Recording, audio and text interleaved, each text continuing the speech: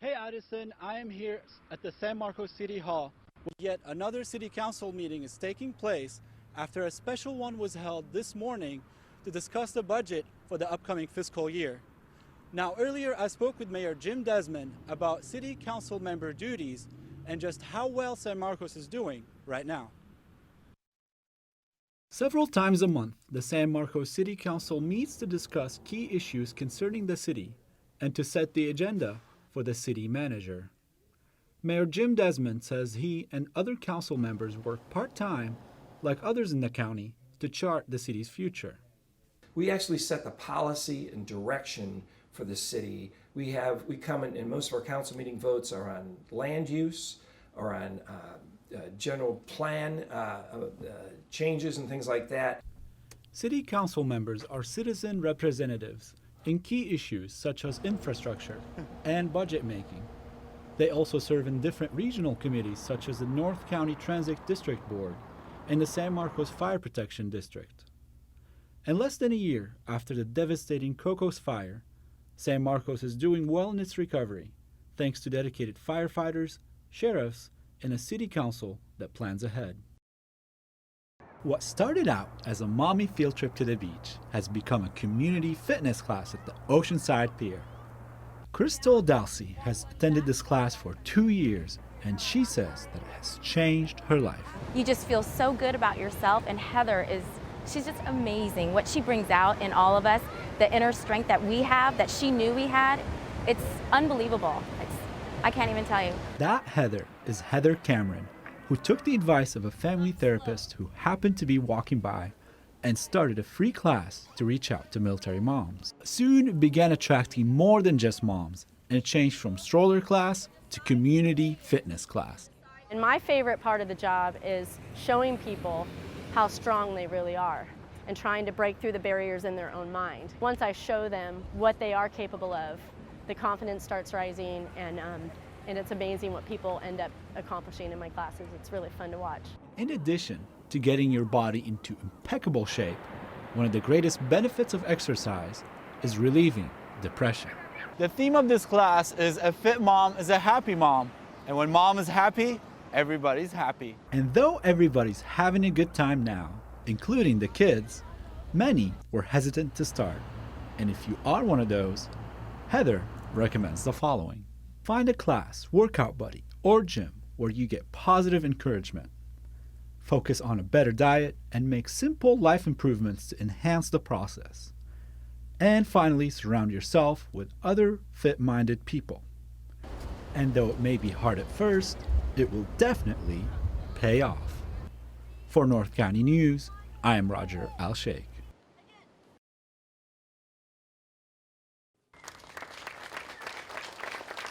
The North County LGBTQ Center hosted a candlelight vigil in celebration of Taylor Elisana's life.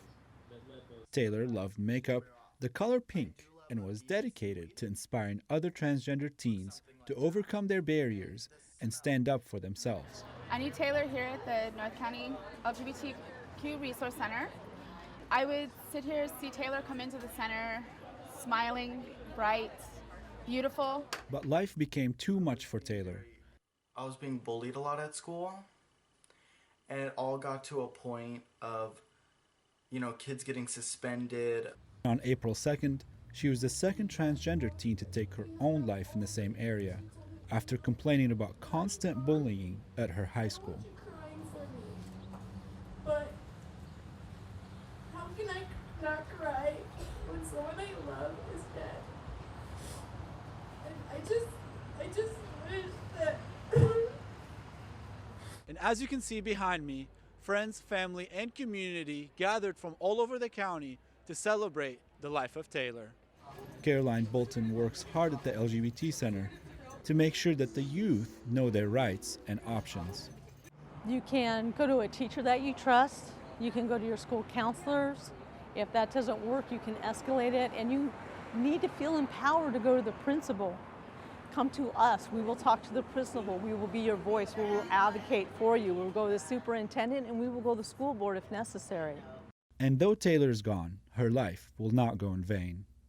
Her friends, family, and the LGBT community have vowed to take her fight to the school board and beyond. For North County News, I'm Roger Al-Chaikh. And why, I do not know. Smartphones are a necessity these days, but what happens when they break? I took an alternate method for buying a new one. We're all glued to our phones, addicted to knowing what's going on. But if you have a contract with a big carrier and break your best friend, you feel lonely and stuck. Insert small phone repair shops. They provide an alternative by fixing your phone or replacing broken parts. Juan Ibarra, JI phone repair manager and founder, started his business after having lost his job. He broke his phone and then realized it's a problem for a lot of people. I started ordering some parts. At that time was the newest phone was the iPhone 3GS. And that's pretty much how I started, with local advertising and just working out of my house and my truck. Most of the time, it is a broken screen that brings customers to Juan's store. And thankfully, it is fully equipped to replace all kinds of screens. Shantae Ward has been here multiple times and says that each visit saved her money. At least $100. And that would have been with signing a new contract. Otherwise, we're looking at least $300. Juan gave us some advice. Carry insurance, especially in the early stages when fixing it would cost too much. Avoid cheap cases. You need one that gives protection when the phone lands face down, so it lands on the case and not the glass. Do not text and walk. It increases the chances of dropping your phone. Do not use your phone while charging it. You break the solder or kill the iPhone charger. And finally, clean your charger port with a toothpick or a paper clip because it gets full of pocket lint. So on average, Luke, the consumer saves between $100 and $600. Wow, that's a lot of money that could be going towards bills. Yes, it is. And don't go anywhere. When we come back, we have a house that you gotta see. Welcome back to North County News. President Obama reached a critical milestone Saturday when he admitted to making a mistake. A catfight breaks out on live television. Lindsay Lohan reveals a shocking secret. I've got all that and more coming up in tonight's entertainment section.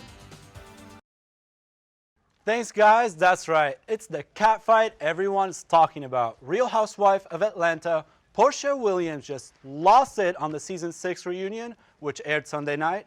Viewers were treated to a complete brawl with a weave pull, 2 castmates rolling on the ground, and the firing of Portia by host Andy Cohen on the spot. Wow, that's one strong weave, girl. Thanks for tuning in. We can't wait to get to the fabulous content we have for you today. But first, we have a local artist who is a 2-time winner of the Los Angeles Male Singer and Songwriter of the Year performing here. His name is Michael Tiernan. That's right, performing Run from his CD Inside Your Head. Ladies and gentlemen, Michael Tiernan. Wow, what a phenomenal performance. Later in the show, the two of us will be talking to Michael about his journey in the music industry. But for now, we have to take a quick break, but coming right up, we have a local DJ and entrepreneur to share his success story with us, so stick around. Welcome back to Palomar Live. Hey, Janelle, what do you think about the ice bucket challenges? You know, there are some videos that are hilarious and there's some that need to be redone because they didn't use a full bucket. So. That's true, but you know what? Behind the ice bucket challenge, there is a serious cause, and here with us to talk about it is Mr. Jim McKechnie. Hi, Mr. Jim, how are you? Fine, thank you very much for having me here. Thank you for joining us. So tell us a little bit more about your story. Well, I've lost a stepfather who passed away back in the 80s with ALS, and at the time they couldn't diagnose it. They didn't know much about it. They claimed it was a head injury. What would you say the most common misconception about ALS is? I think a lot of people think it's just nerve damage. That's about all the time we have for today's show. Thank you so much for joining us, and be sure to follow us on Facebook, Instagram, and Twitter at Palomar Live TV. For Janelle Portillo, I'm Roger Al-Chaikh. We are on the air every Thursday at 9:30 a.m., so be sure to tune in. Have a wonderful day. human trafficking is a $32 billion global industry. I took a look at why it is a significant problem right here in San Diego County. Fueled by large gang activity, human trafficking remains to be a huge problem in San Diego. America's Finest is sadly ranked 13 in the nation. Activists like Oscar Gomez are fighting back by going to schools and juvenile halls to meet with troubled young boys, many of whom belong to those gangs.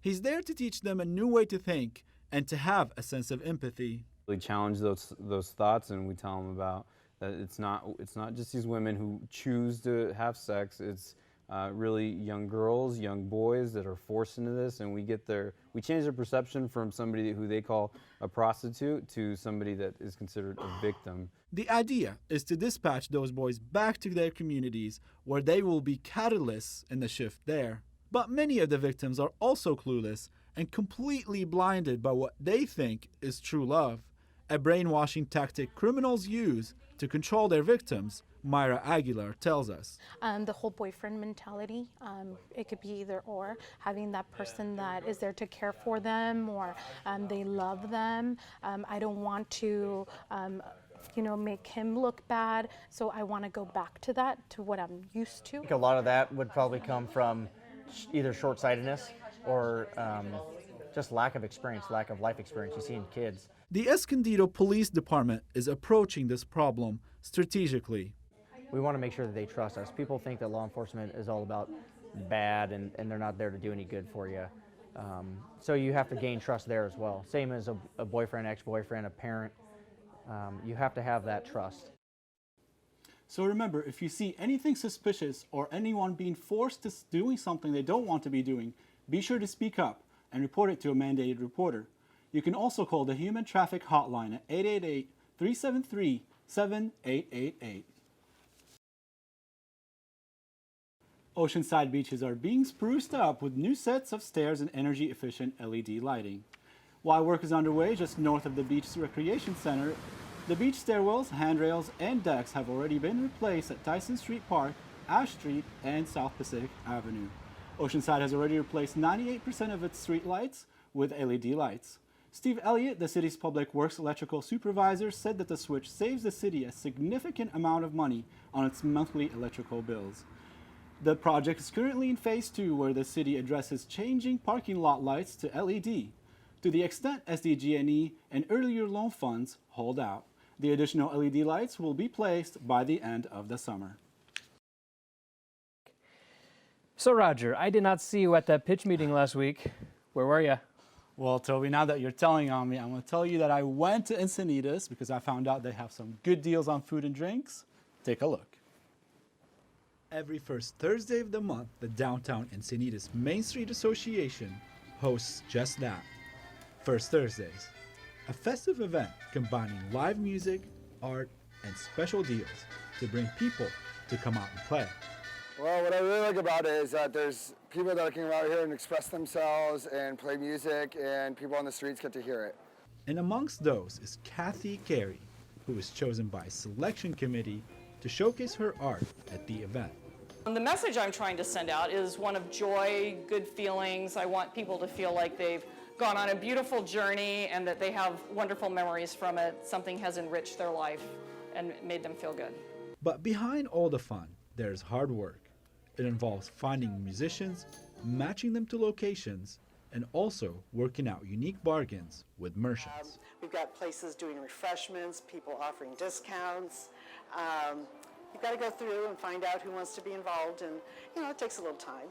But a lot of our merchants here just love the opportunity. And as the summer approaches, more and more people are expected to flock the warm beaches, and Encinitas is no exception. First Thursdays is only bound to grow. Like, it doesn't need to be just first Thursday. It could be like second Thursday and third Thursday and fourth Thursday. And maybe some months fifth Thursday. So much fun. I recommend everybody to check it out if you have the time off. And for a list of participating venues, you can visit encinitas101.com. They say laughter is the best medicine, and that's what a local San Diegan and Palomar College alumnus Riley Bacon hopes to achieve. The second annual Laughter for Cure is happening this Saturday, April 11th from 1 to 7 p.m. at the Brass Rail in Hillcrest. The fundraiser is inspired by Riley's cousin who passed away from cancer in late 2013. Thanks, Damien. That's all the time we have for tonight. Yeah, wow, well, what about that basketball? Well, I'm excited. I got to see the Boston Celtics play.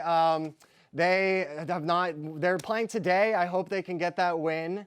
But other than that, I'm just excited to see what can happen in this NBA season. Wow, very cool. Well, that's about all the time we have tonight. Thank you so much for watching. I'm Roger Al-Chaikh. And I'm Luke Sutherland. Good night.